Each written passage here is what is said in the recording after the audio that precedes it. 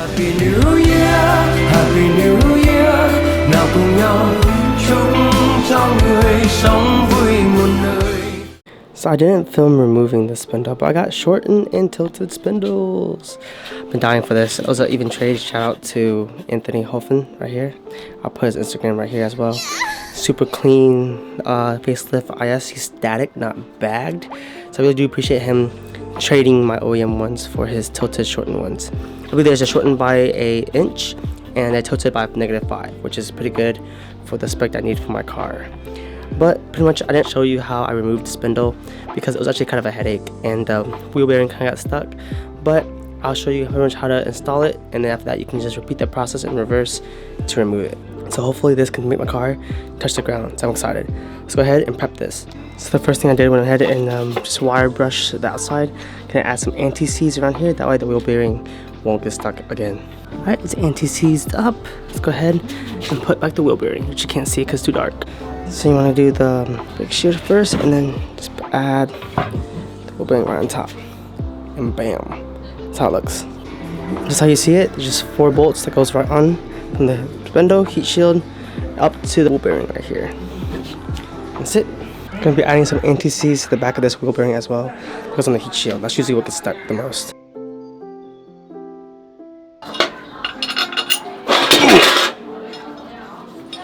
Double kill.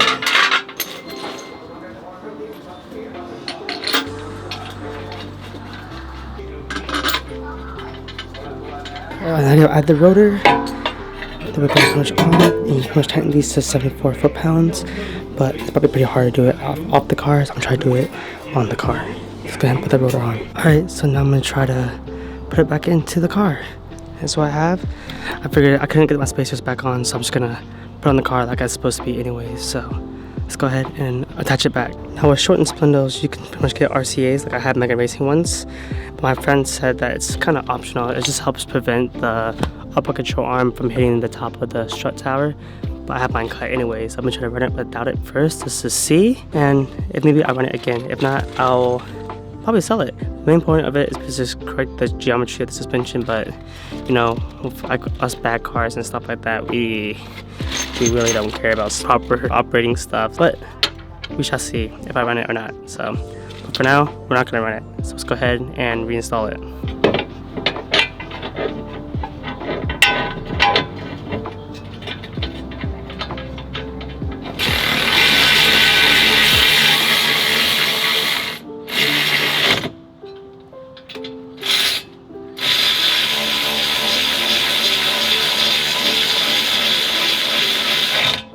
Now with the bottoms pretty much tightened, I'm gonna go ahead and tighten the upper control arm by using the jack to lift it up since the spindle is shorter.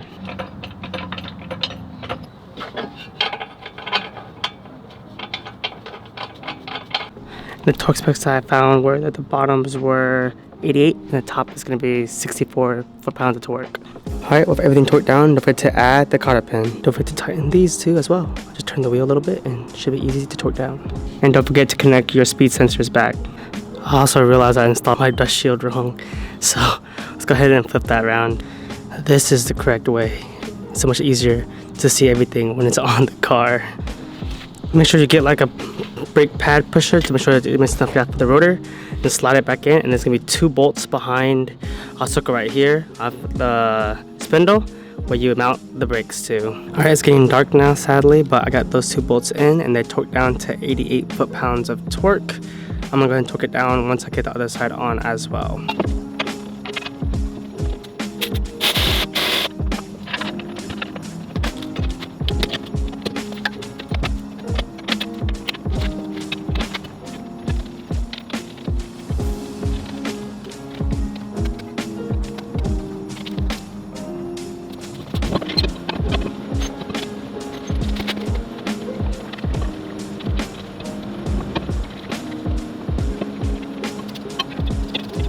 Dark, but since both sides are now complete, I had to work on this side a little bit more because the pads actually came out in an accident. But let's go ahead and put the wheels back on, spacer back on, and let's air out.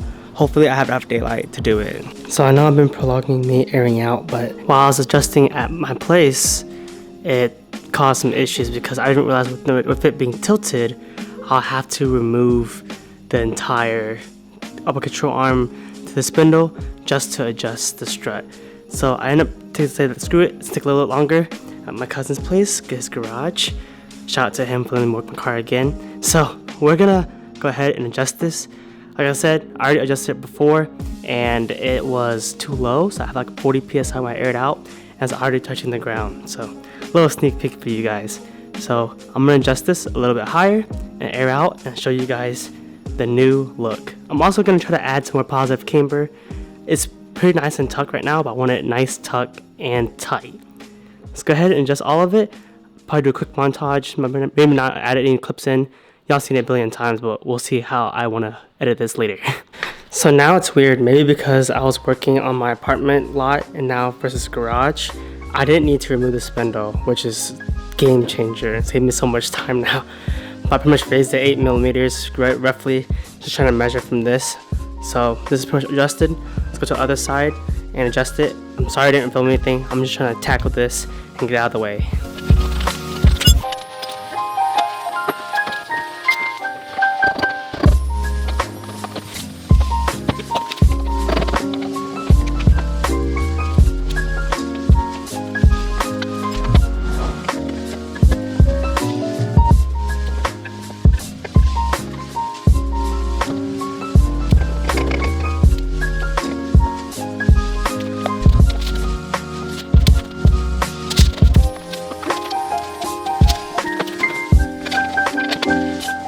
Alright, everything is adjusted height.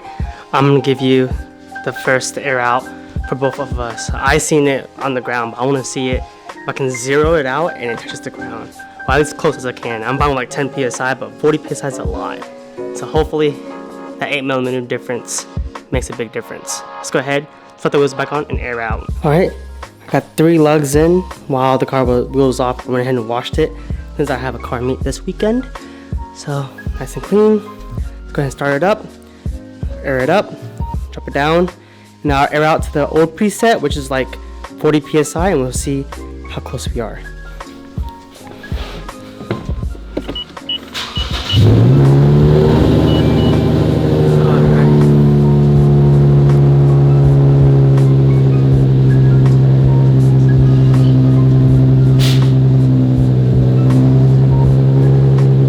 Good part, jack clears, so I won't have to put on ramps. That's good. That's one thing I didn't like about it being so low. Let's go ahead and air out. As you can tell, my preset. Where is it? Set to 30, but it needs to be calibrated, so it actually goes up to like 40.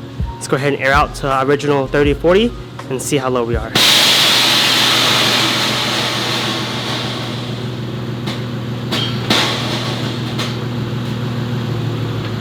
As you can tell, it did go touch the ground and went back up. So as you can tell, we got a little bit gap, which is good. That means it did go a little bit higher. And let's see what I'm at PSI wise. See, 40. It's 40 PSI. And we'll just keep lowering it down and see what we can get so we get touch the ground. And hopefully it's 0. So I like doing it on the controller because for some ever reason, when I use the app, it's not the same PSI as the controller. So I'm gonna keep adjusting from the controller. So we're at 0 PSI. I think it's hitting something, maybe it's hitting the wheel because I'm doing a nice tuck. But I mean, I'm pretty happy where I'm at. So not touching the ground here, but it's only about the front is what I'm mostly worried about. And that's pretty low. I do have a little bit gap, which is good. That way I can air out and not destroy my front lip. So on this side as well, it's a little bit gap. Because this is a garage, so it's perfectly flat, but it won't be perfectly flat once we're on the regular road. So I think I'm gonna leave like this. This is 0 PSI, not bad. And what y'all think? How does that look? We on the ground, baby. You can still fit like a paper under here, but that's just for safety reasons. Because if I wanted to like go super low, I wouldn't have adjusted and raised it higher. So what do you guys think? Alright, after some adjusting, I'm at 0080. That's my kind of air out height regularly. And I adjusted some positive camber, and I noticed no longer sitting as low. So I guess I don't know if I did to pick now. Do I want tight fitment? I want to sit on the ground. Tough choice, tough choice. Comment down below what y'all think. This side's really high. I don't know why my passenger side always sits higher. I don't know why. But the wheel is sitting a lot tighter now. Still a tuck, but a tight tuck. Probably wouldn't go any more camber than that. At least on that side. This side, maybe I could add a little more camber. So I don't know yet. Gotta figure out that, or I can just lower the strut, maybe lower a little bit, and potentially have it sitting on the ground lower. I don't know. Just downside of adjusting shortened spindles, you to play a lot with your suspension. A lot of raising, a lot of lowering, and a lot of alignmenting. Then I think I'll get it a shot. Maybe once I dial it in, maybe a little bit more, maybe not, depends how I feel. So I'll go ahead and wait until we get a brighter scene, because in this garage, it's only one light. So let's see how it sits with more light. And this is how it's sitting at 0 PSI. Of course, it's my parents' driveway, so it's not as flat as garage, and we are pretty much on the ground. I'm definitely gonna lower it a little bit just because why not? I want to get like, see right here, for example, this one's like really high, so I gotta fix that. And I want to make sure that I have enough room in case some grounds aren't like even. I can air it to 0 and touch the ground no matter what ground I'm on. So I'm gonna try to lower it just a little bit, maybe like, I think I raised it 8 millimeters, might lower it like 4 millimeters or something. That way I will, instead of having 40 PSI touching the ground, I'll have like maybe 20 PSI touching the ground, which I'm okay with losing 20 PSI, so it's fine. So that's how that looks right there. Pretty high on this side, but this side practically on the ground. Really happy how it turned out. And notice since my spindles are tilted on ride height, I do have kind of crazy dress spec camber, so my front camber is like a lot versus my rear is not having that much camber. Just let me show you guys. So here's my ride height currently. As you can tell, my front camber, I got a lot of front camber versus my rear camber. I don't know if you can see it. Look at this side. See, my front camber has like a lot, rear not so much, but looks fine. I got compliments one time saying that people actually thought I was dress spec because of how much I had positive camber in my rear versus negative in my front. It's because the spindle is tilted, so my ride height, I do have a lot of camber. Hopefully y'all can see it on camera. It's like, you can see it's a camera right there versus camera right here. I don't know if you can see that much, but what do I think?